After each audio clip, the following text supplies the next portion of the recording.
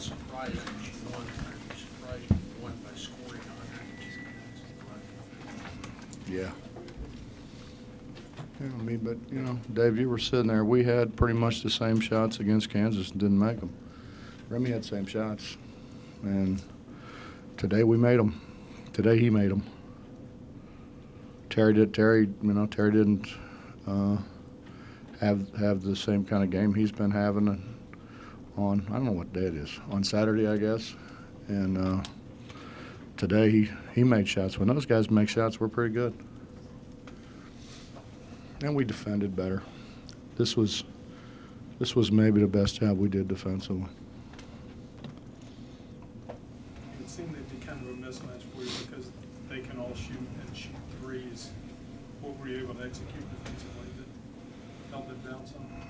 Well, Freddie does a great job. Freddie does a great job of taking advantage of mismatches, taking advantage of, you know, they do a great job with DeAndre Kane.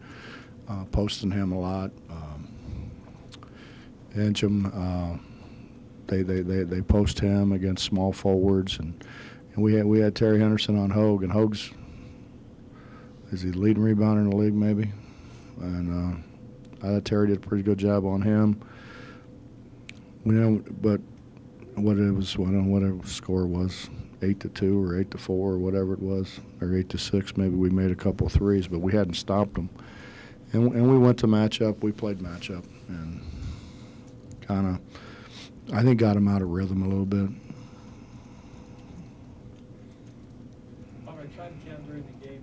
I think Iowa State only made 5 baskets from beyond 10 feet. Almost all their shots were layups. Is that part of the defense, or we just don't? We didn't want them to make threes. We wanted to. When you look at when they've played really well, they've made a bunch of threes. That was by design. I mean, I didn't want them to make all those, don't get me wrong, but we wanted to we wanted to take the 3 ball away from them. They said it looked like defensively they didn't know what he was doing. And he said that kind of made sense. We don't know what we're doing. Yeah. Yeah, I told them that at halftime. I said, you know, I think we got them confused. They don't know what we're doing, and it's probably because we have no idea what we're doing.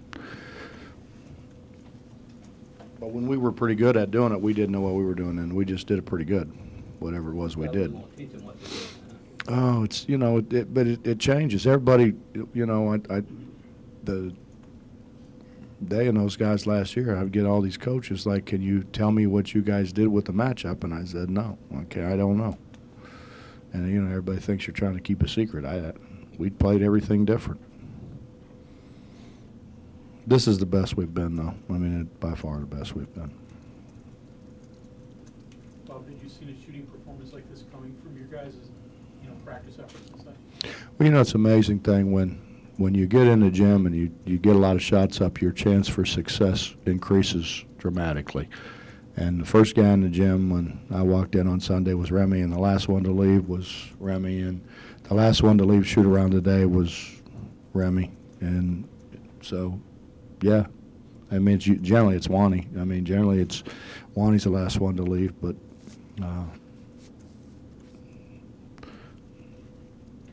you know, I guess it doesn't guarantee success, but it sure gives you a better chance. And he made some early, you know. I think when you make some early, that gives you some confidence. But he shot it really well today. Coach, another defensive question. Melvin Edgem, he scores 48, Big 12 record, and he only has 1 field goal in this game. I guess, how'd you do it? Did we let him get one? Just one. Yeah.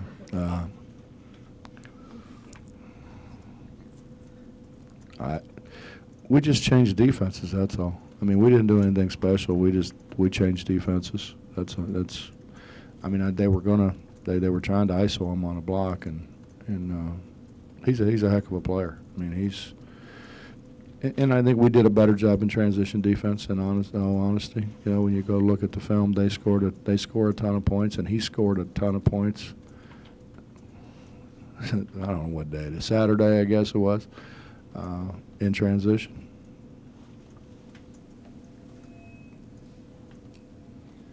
Does the flagrant 2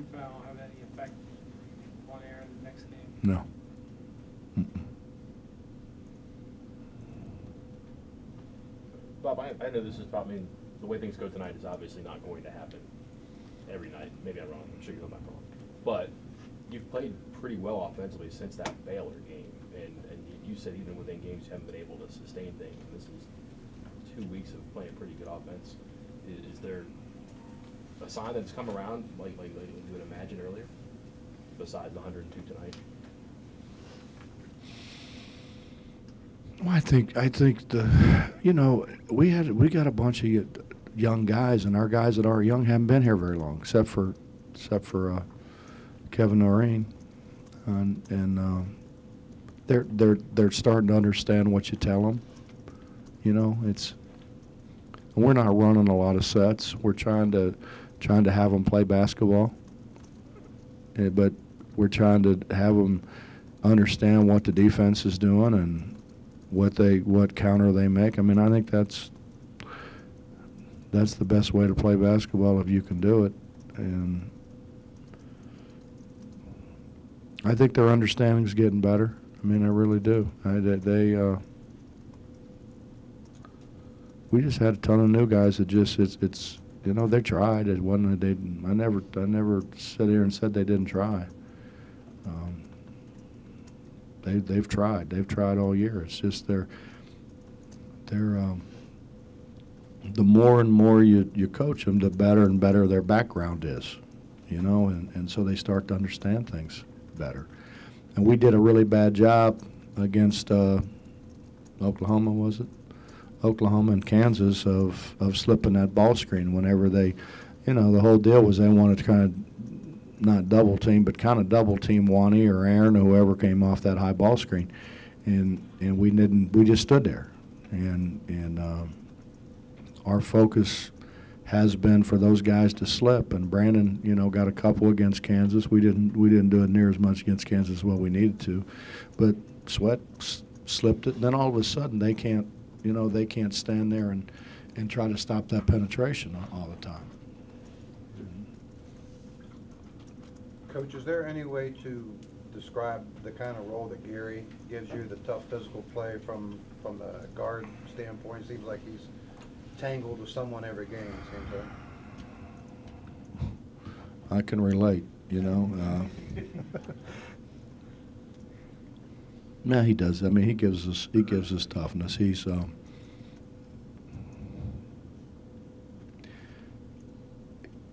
I'm trying to get Gary to understand he can't guard all 5 of them. He tries. He just runs from man to man. Whoever's got the ball, you know, he's like a dog chasing a bone, and invariably, you know, somebody ends up being open. And he's getting more and more disciplined in that regard. I mean, we want him to play hard and we want him to do the things he does, but he has to do it in the team concept, and he's getting much better at that. And players were talking about how you've discussed NCAA tournament chances with them. Just I don't lie to him, Justin. Right. I mean, I think the worst thing that could happen is at the end of the year they would say to me, you know, I wish you would have told us. You know, like, you know, I've done it all along, and there were people who said, well, are you putting pressure on them? I mean, if I was them, I'd want to know. I'd want to know what you got to do. I got, you know, what our RPI is, what the people's RPI is we're playing, and what we got to do to get our RPI in the range that you know we're talked about as an NCAA tournament team, and you know that's what I said to Mitch. I was joking with Mitch, but it's the truth. It's a marathon. It's not a sprint. You know, we're not sprinters. We're marathon guys. It's a long year. Do these last 4 or 5 wins though kind of counterbalance some of those losses at the beginning of the season? Well, I bet you we could take a poll here, and most people would say we wouldn't lose those now. Yeah. We're a lot better. You know, we were young. I try to tell you guys that. You know, we'll get better. You know, we're just young. You know, we made dumb mistakes. We didn't do some fundamental things that you need to do, and we're still not where we need to be, but we're a heck of a lot closer. Hey, Coach, what about Nate tonight? He seemed to give you a spark. I thought he was terrific. I think that's the best Nate's played. You know, they came out and kind of cut in the lead a little bit. I'm sure how much that it got to, maybe 15 or whatever it was, and he made like 3 defensive plays. He got the steal, and then he kicked another one loose and threw it ahead, and then the play that he made, we stole the ball underneath the basket, that's a big-time play. I mean, that's what, you know, I'm kind of used to seeing guys do. That's getting to the ball. And he did. I thought he was really good. He rebounds. He's got really good hands. He's got to stop fouling 3-point shooters. But I thought far and away the best game he's played. And I thought really a key to our run in the second half was his defensive play. You're talking about going back. Some of those earlier games, back maybe to Virginia Tech and all. If there's one thing you can point to that you're most proud of at this point, bringing this team on something to be. They're good guys, Mitch. They're good guys. They didn't point fingers at each other. You know, they didn't. You know, they didn't get down. They came in every day and came to work.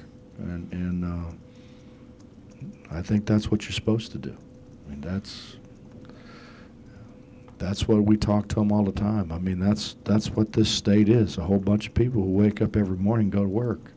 You know, whether they're not feeling well or, you know, their leg hurts or their arm hurts or their head hurts or whatever, they get up and go to work. And that's what these guys have done. I mean, if you think about it, we got guys playing through a lot of stuff. I mean, Aaron Harrison, you guys were there, so he hurt his ankle the Kansas game. He was limping around yesterday. He played through it. We've had guys sick, guys, you know, banged up. They've showed up and played. Brandon Watkins got his teeth knocked out, came back and finished practice.